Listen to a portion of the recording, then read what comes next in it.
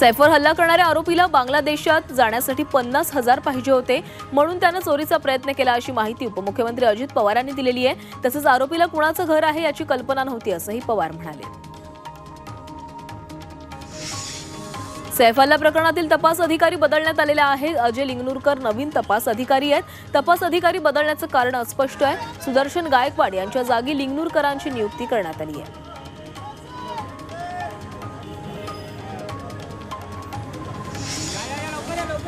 आरोपी अक्षय शिंदे एन्काउंटर प्रकरणी पोलिसांवर कुणाचा दबाव होता का असा सवाल खासदार अमोल कोल्हेंनी उपस्थित केलाय।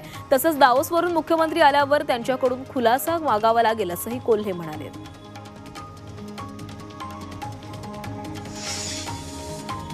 आरोपी अक्षय शिंदेच्या फेक एन्काउंटरवर खासदार सुप्रिया सुळेंनी प्रतिक्रिया दिली आहे। फेक एन्काउंटर ही खूप चिंताजनक गोष्ट असून सगळे प्रश्न अस्वस्थ करणारे आहेत असं सुळे म्हणाले।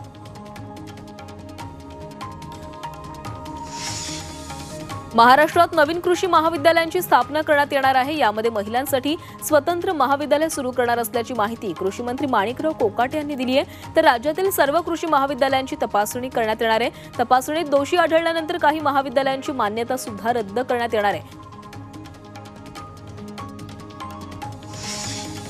महाराष्ट्रात काही ठिकाणी पीक विम्यात गैरप्रकार झाल्याची कबुली कृषी मंत्री माणिकराव कोकाटेंनी दिली आहे। तर कोणत्याही योजनेत 2 ते 4% भ्रष्टाचार होतच असतो असा अजब दावा कोकाटे यांनी केला आहे। पीक विम्यात झालेले गैरप्रकार हे फक्त बीडमध्ये झालेले नाहीत अशी प्रतिक्रिया कृषी मंत्री माणिकराव कोकाटे यांनी दिलेली आहे। तसंच याबाबत धनंजय मुंडेंवर होणारे आरोप हे राजकीय असल्याचंही कोकाटे म्हणाले। पीक विमा योजनेतील गैरप्रकारांबाबत छगन भुजबळांनी प्रतिक्रिया दिलेली आहे। एखाद्या योजनेबाबत गैरप्रकार होत असतील तर ते दूर करून लोकांच्या फायद्याचा विचार केला जाईल असं भुजबळांनी स्पष्ट केलंय।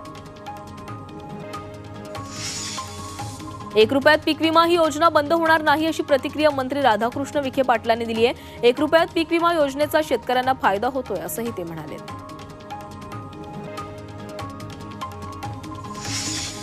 पीक विम्याचा शेतकऱ्यांना कोणताही फायदा होत नाही असं वक्तव्य जयंत पाटील यांनी केलंय। तसंच 4.25 लाख अर्ज जर बोगस येत असतील तर ते रद्द होत असतील तर हा किती मोठा भ्रष्टाचार आहे असा सवालही त्यांनी उपस्थित केलाय। 1 रुपयात पीक विमामधील भ्रष्टाचारावरून जितेंद्र आव्हाडांनी कृषी मंत्री माणिकराव कोकाटेंवर टीका केली आहे। भ्रष्टाचाराला पाठिंबा देणारे हे पहिले कृषी मंत्री आहेत असं म्हणत आव्हाडांनी कोकाटेंना टोला लगावलाय। आजकाल सगळ्यातच 4% भ्रष्टाचार असतो असं वक्तव्य कोकाटे यांनी केलं होतं। 1 रुपया पीक विमा योजना बंद व्हायला नको असं वक्तव्य भाजप आमदार सुरेश धस यांनी केलेलं आहे। या प्रकरणाची सर्वांची चौकशी व्हायला हवी अशी मागणीही त्यांच्याकडून करण्यात आली आहे। सांगलीच्या विटा येथील शासकीय निवासी शाळेतील विषबाधा झालेल्या विद्यार्थ्यांची संख्या 29 झालेली आहे। यापैकी काही विद्यार्थ्यांना घरी सोडण्यात आलेलं आहे, मात्र काहींची प्रकृती गंभीर आहे। राष्ट्रवादी काँग्रेस शरद पवार गटाचे नेते वैभव पाटील यांनी विद्यार्थ्यांची भेट घेतली आहे।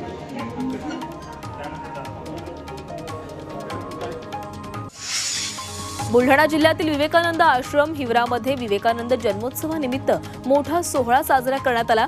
संत शुकदास महाराजांनी सुरू केलेल्या सोहळ्याचं हे 60वं वर्ष असून दरवर्षी लाखो भाविक दर्शनासाठी येतात। या ठिकाणीची महापंगत ही याचं वैशिष्ट्य आहे। विशेष म्हणजे 50 एकर परिसरात एकाच वेळी 2 लाख भाविकांनी पंगत बसते।